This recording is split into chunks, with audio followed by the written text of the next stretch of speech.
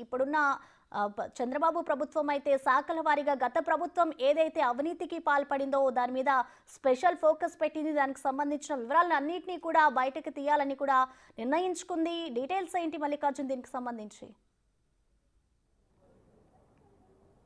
ప్రసన్న ఏదైతే ఉందో 2019 నుంచి 2024 వరకు ప్రభుత్వంలో ఎలాంటి అవకతవకలు జరిగాయో అన్నింటినీ కూడా బయటికి తీయాలని కూడా ఇటు చంద్రబాబు సర్కార్ ప్రయత్నిస్తున్న పరిస్థితి కూడా కనిపిస్తూ ఉంది. ఎప్పుడైతే జూన్ 4వ తారీఖున ఎన్డీఏకి సంబంధించి 164 సీట్లు వచ్చినాయో ఆ రోజు నుంచే ప్రభుత్వానికి సంబంధించి వివిధ విభాగాలను పోలీసులు స్వాధీనం చేసుకుంటూ ఉన్నారు.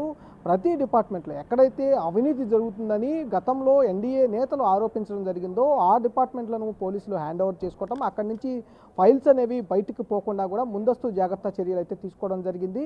అంతేకాకుండా అక్కడికి సంబంధించిన మంత్రులకు సంబంధించిన ఛాంబర్లు కావచ్చు, అలాగే డిపార్ట్మెంట్కి సంబంధించిన ఏదైతే ఫీ ఫైలింగ్స్ కావచ్చు అన్నింటినీ కూడా ఇటు పోలీసులతో పాటు ప్రభుత్వం కూడా స్వాధీనం చేసుకొని ఎక్కడ అవకతవకలు జరిగాయి దానిపై కూడా దృష్టి సారించడం జరిగింది. అలాగే చంద్రబాబు నాయుడు ముఖ్యమంత్రిగా పదవీ బాధ్యతలు తీసుకున్న తర్వాత సచివాలయంలో ఐఏఎస్ ఐపీఎస్ అధికారులతో కూడా ఆయన సమావేశం నిర్వహించిన సందర్భంలో కూడా ఆయన కొన్ని వ్యాఖ్యలు మనం చూసుకోవచ్చు. ఎందుకంటే ప్రతి డిపార్ట్మెంట్ను కూడా అస్తవ్యస్తం చేశారు, డిపార్ట్మెంట్ అడ్మినిస్ట్రేట్ను కూడా దెబ్బతీశారంటూ కూడా స్వయంగా చంద్రబాబు నాయుడు వ్యాఖ్యానం జరిగింది. నేను ప్రతి డిపార్ట్మెంట్ పైన ఫోకస్ పెడతాను, కంపల్సరీగా డిపార్ట్మెంట్లో జరిగిన అవకతవకలు కానీ అడ్మినిస్ట్రేటివ్కి సంబంధించిన విషయాలపై కూడా అన్నింటినీ గాలిలో పెడతానంటూ కూడా చెప్పడం జరిగింది. ఈ నేపథ్యంలోనే గతంలో వైసీపీకి సంబంధించిన ఎవరైతే ఉన్నారో ఉద్యోగులు కావచ్చు, ఎవరైతే రిక్రూట్మెంట్ చేసిన అంటే 2019 నుంచి 2024 కాల సమయంలో ఎవరైతే హై జీతాలు అంటే దాదాపుగా 90,000 నుంచి 10 లక్షల వరకు నెలకు జీతాలు పొందుతున్న ఎవరైతే ఉన్నారో వారందరినీ ఏ టైంలో రిక్రూట్మెంట్ చేశారనే విషయంపై కూడా కూపీలాగుతూ ఉన్నారు అధికారులు. మరోపక్క ఈ జీతాలు అనేవాళ్ళు వాళ్ళు నిజంగా వస్తున్నారా, రావట్లేదా, ఎక్కడి నుంచి పనిచేస్తా ఉన్నారు, ఏ డిపార్ట్మెంట్కి పనిచేస్తా ఉన్నారు, అలాగే అసలు ఈ ప్రభుత్వంలో వీరిని ఏ విధంగా ఉపయోగించుకుంటున్నారనే విషయంపై కూడా సమగ్రంగా అయితే వాళ్ళు విచారణ చేస్తున్న పరిస్థితి కూడా కనిపిస్తూ ఉంది. దాదాపుగా 2,000కు పైగా కూడా ఉద్యోగులు ఇటు ప్రభుత్వానికి జీతాలు తీసుకుంటూ అటు వైసీపీకి సంబంధించిన పనులు చేస్తున్నారంటూ కూడా పెద్ద ఎత్తున విమర్శలు వినిపిస్తూ ఉన్నాయి.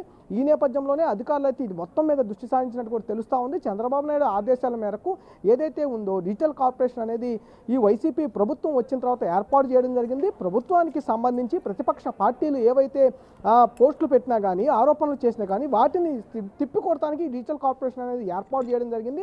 పూర్తి స్థాయిగా వైసీపీకి అనుకూలంగా అప్పుడు వైసీపీ ప్రభుత్వానికి సంబంధించి ఈ డిజిటల్ కార్పొరేషన్ అనేది పనిచేస్తూ ఉండేది.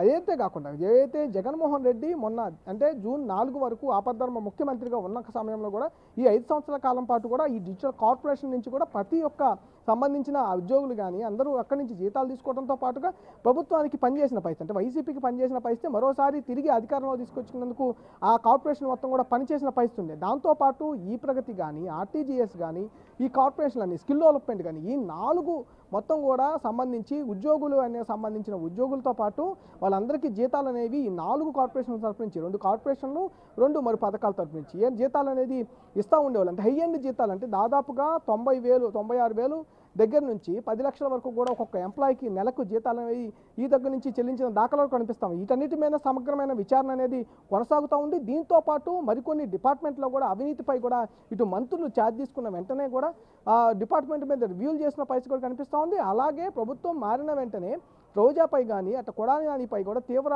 ఆరోపణలు అంటే ఈ సంబంధించి ఏదైతే ఫిర్యాదులు అంతా ఉన్నాయి ఇన్వెస్టిగేషన్ చేయాలని చెప్పి కూడా అందుకు 100 కోట్లు ఆడదాం ఆంధ్ర పేరుతో కూడా రోజా సంబంధించి అక్రమాలకు పడినట్టుగా కూడా ఇటు ఆరోపణలు వచ్చాయి. స్వయంగా అక్కడ ఉన్న కొంతమంది నేతలు దాంట్లో ఉన్న కొంతమంది అసోసియేషన్ నేతలు స్పోర్ట్స్ అథారిటీకి సంబంధించిన నేతలు కూడా ఫిర్యాదు చేయడం చూసాం. అట్లాగే కొడాలి నానికి సంబంధించి కొన్ని భూముల విషయంలో లేదా డిపార్ట్మెంట్కి సంబంధించి ఏదైతే సివిల్ సప్లై డిపార్ట్మెంట్ ఉందో ఆ డిపార్ట్మెంట్లో కూడా ఈ తూనికలు కొలతల శాఖ తరఫు నుంచి పౌర సరఫరాలకు సంబంధించిన స్టాక్ పాయింట్లు ఏవైతే ఉన్నాయో వాటి కూడా అవినీతి జరిగిందంటూ కూడా స్వయంగా మంత్రి ప్రకటించింది. ఇలాగా డిపార్ట్మెంట్లు వైజీగా ప్రతి ఒక్క డిపార్ట్మెంట్లో కూడా అవినీతి జరిగినట్టు కూడా ఇటు చెబుతున్న పరిస్థితి కూడా కనిపిస్తూ ఉంది. దాన్ని పూర్తి స్థాయిలో విచారణ అనేది చేపట్టబోతా ఉన్నారు. ముందుగా ఈ ఉద్యోగులకు సంబంధించి ఎవరైతే వైసీపీకి గతంలో పనిచేస్తూ ఇక్కడ ప్రభుత్వం నుంచి ఉద్యోగులు జీతం తీసుకుంటున్న ఎంప్లాయీస్ ఎవరైతే ఉన్నారో వాళ్ళందరిపై కూడా విచారణ జరగబోతా ఉంది. నిజమని తేలితే కనుక వారిపై కేసులు నమోదు చేసే అవకాశం అయితే కనిపిస్తుంది.